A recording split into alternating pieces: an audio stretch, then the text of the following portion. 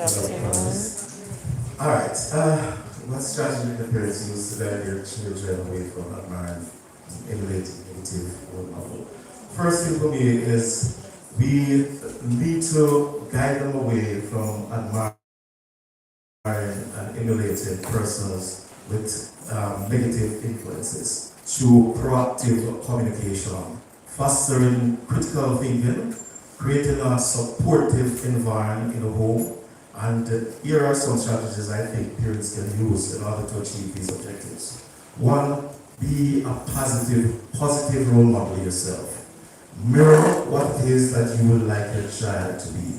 All right, we learn more from what we see than from what we hear. All right, so we must lead by example. To acknowledge the mistakes that your children make. It is important for them to take responsibility for the mistakes that they make. It's also equally important for them to learn from those mistakes. And if every time they make a mistake, they are severely reprimanded, then they may not be too, keen and owning up to the mistakes that they make. And you want them to be as honest and as frank with you as they possibly can. Listen, your children should see you as parents as someone that they can relate to, a solace in times of need. That is very, very critical. We also encourage proactive communication. Discuss the role model that you would like your child or children to admire. All right?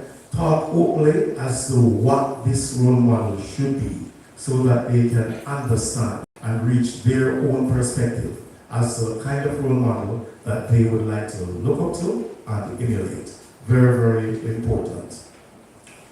Also, express concerns. If the role model that they admire is of a negative influence, just put across to them in a manner that they can understand the reason why you believe that this is not the appropriate figure to emulate. And ladies and gentlemen, it's critical and important for you to understand the generational gap between yourself and your children.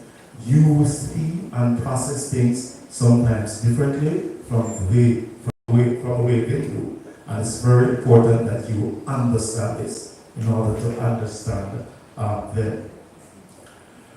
Be non-judgmental. Oftentimes we are very judgmental with our children because we're the adults.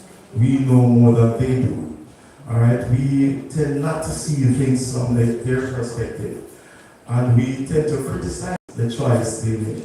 And sometimes when we do this, we, grow up children that are not too assertive the way they ought to be, ladies and gentlemen, and they are not too keen on discussing with you the perspectives that they have or the persons that they may want to emulate, because they are fearful of you being overly judgmental of them and their decision and criticizing them for this.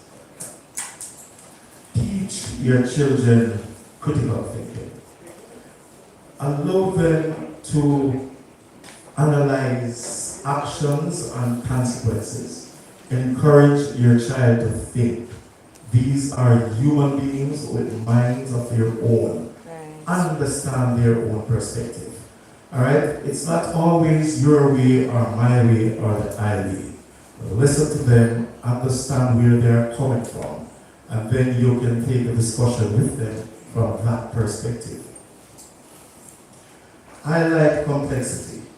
Explain that people have both positive and negative qualities. And we need to look for these qualities in individuals, because no one, not even you, their parents, is perfect. We are all prone to make mistakes from time to time. But as I said earlier, it's important for us to understand these mistakes and use them as a learning curve so that we do not make them going forward. All right? Usually, when your children are fearful of making mistakes, they are risk-averse. They're not prepared to take chance. That's not the kind of children you want to go in this environment. And as I started out, ladies and gentlemen, it's critical that we lead by example. And finally, set clear goals. Monitor your children's media consumption. In this information